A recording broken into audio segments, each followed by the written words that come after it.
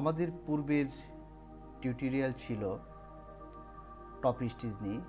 আজ আমরা একটি প্যাটার্নকে কারেকশন করব এবং এই 3Dর উপর কীভাবে কারেকশনটা করা যায় সেটি আপনাদেরকে তুলে ধরব।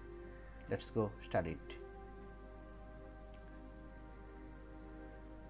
পূর্বের আমাদের যে কালারটি ছিল, আমরা প্রথমে যাব 3D এবং 2D উইন্ডো ওপেন করব। পূর্বের কালার ছিল অ্যাশ কালার, আমরা ক্লিক অন কালার উপরে ক্লিকটা করব। তো কালারে এসে আমরা স্ক্রল ডাউন করে নিচে যাব। নিচে যাওয়ার পর দেখুন কালার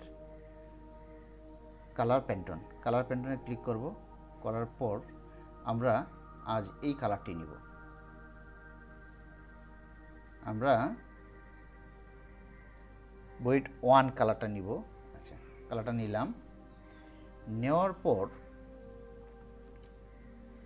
আমাদের যে স্লিপটা রয়েছে, এখানে যে স্লিপটা রয়েছে, স্লিপটা দেখুন 3/4 স্লিপ রয়েছে। আমরা স্লিপটা এ পর্যন্ত কারেকশন করব, কারণ আপনারা যখন একটি 3D করবেন তখন অবশ্যই প্যাটার্ন কারেকশন করতে হতে পারে, 2D প্যাটার্নের উপর কারেকশন করতে হতে পারে। তখন কিভাবে করবেন, সেই জন্যই আমার এই টিউটোরিয়ালটি আপনাদের সহজ করার জন্য। তো আমরা এখন স্লিপটাকে কারেকশন করব। আমরা এই স্লিপটাকে কারেকশন করব। একটি স্লিপ আমি করব, আরেকটি আপনারা করে নেবেন। আমরা কাপটাকে একটু সরিয়ে নেব। সরিয়ে নেওয়ার পর আমরা জেড প্রেস করব। জেড প্রেস করার পর লাইনের উপর ক্লিক করব। শিফট প্রেস করে এই লাইনটার উপরে ক্লিক করব। এখন আমরা শিফটে চেপে ধরে এই পয়েন্টের উপর ক্লিক করে সমানভাবে টান দিব। টান দেওয়ার পর আমাদের পরিমাণ মতো নিয়ে রাইট ক্লিক করব। রাইট ক্লিক করার পর আমরা এখানে মেজারমেন্টটা দিব, কতটুকু আমরা ইনক্রিজ করব। আমি দিলাম 5 ইঞ্চ। 5 ইঞ্চ আমি এটা ইনক্রিজ করব। দেখুন এই এফেক্টটা দেখুন, এখানে আমি 3D উইন্ডোটা বড় করে নিচ্ছি আপনাদের বোঝার জন্য। 3D উইন্ডোটা আমি বড় করে নিচ্ছি। দেখুন সে অটোমেটিকলি কিন্তু এখানে নিয়েছে। তো এখন আমরা সেটিকে সিমুলেশন দেব। সিমুলেশন যদি দেই, কি দাঁড়ায় দেখুন, এই যে কাপটি বড় হয়েছে, স্লিপটি বড় হয়েছে। তাহলে আপনারা ঠিক সেম ওয়েতে আপনারা সেটিকে ছোটও করতে পারবেন। সেম ওয়েতে আপনারা সেটিকে ছোটও করতে পারবেন। আচ্ছা, এখন আসুন, আমার এই বায়ার আমার কাছে জানতে চেয়েছে যে সে যদি আপনার এটাকে স্ট্রেট চায়, ফ্রন্টটাকে স্ট্রেট চায়, তাহলে আপনি কিভাবে করবেন? অবশ্যই আপনাকে জানতে হবে। সেটাই আপনি কিভাবে করবেন সেটিও আমি রিডিউস করা দেখিয়ে দিচ্ছি। তাহলে আমাকে ফ্রন্ট পার্টটা নিশ্চয়ই রিডিউস করতে হবে। আর রিডিউস করার জন্য আমাকে যেতে হবে, শিফট ক্লিক করতে হবে। শিফট ক্লিক করে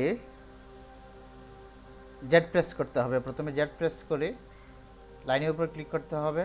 শিফট প্রেস করে এই লাইনটার উপরে ক্লিক করতে হবে। এখন শিফট ছেড়ে দিয়ে জাস্ট এই লাইনটাকে আপনার যতটুকু প্রয়োজন ততটুকু এটা করে নিতে হবে। শিফট প্রেস করলে আপনি অরিজিনালি স্ট্রেট 90 ডিগ্রি অ্যাঙ্গেলটা পেয়ে যাবেন। ক্লিক করবেন, দেখুন আপনার ফ্রন্ট পার্টটা এখানে স্ট্রেট হয়ে গেছে, ব্যাক পার্টটা শেপ রয়ে গেছে আগের মতো এবং ফ্রন্ট পার্টটা স্ট্রেট হয়ে গেছে। আশা করি বুঝাইতে পারলাম বিষয়টা। তো আপনার প্যাটার্ন কীভাবে কারেকশন করবেন সেই অনুযায়ী বায়ার যে কমান্ডসটা করবে সেই কমান্ডস অনুযায়ী আপনারা ছোটো বড় এবং শেপ পরিবর্তন করা সবই করতে পারবেন এখান থেকে।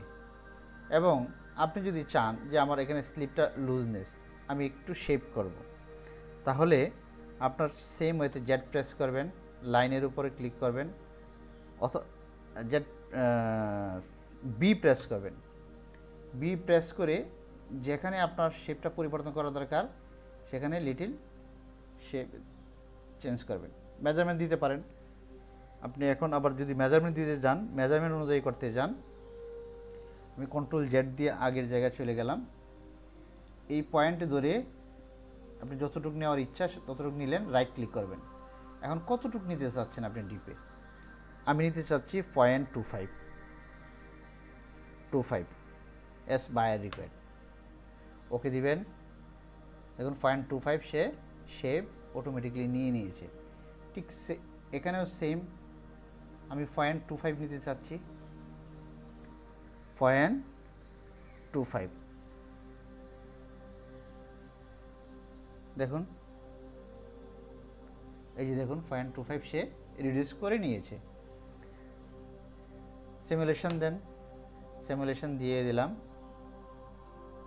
দেখুন এখানে লুজনেসটা রিমুভ হয়েছে। অতএব আমাদের প্যাটার্নটা সেভাবেই কারেকশন করতে হবে। তো আমরা আজ এই টিউটোরিয়ালে আমরা কি করলাম, আমরা ফ্রন্ট ব্যাক বায়ার কমান্ডস অনুযায়ী কিভাবে কারেকশন করা যায় সেই কারেকশনটি করলাম। তো আশা করি ভিডিওটি ভালো লাগবে। তো চ্যানেলটিকে সাবস্ক্রাইব করবেন এবং আপনাদের মতামত জানাবেন। আপনাদের মতামত অনুযায়ী আমি চেষ্টা করব ভিডিও তৈরি করতে। ধন্যবাদ বন্ধুরা, ভালো থাকুন এবং নতুন নতুন ভিডিও পেতে আমার চ্যানেলটিকে সাবস্ক্রাইব করবেন। আসসালামু আলাইকুম।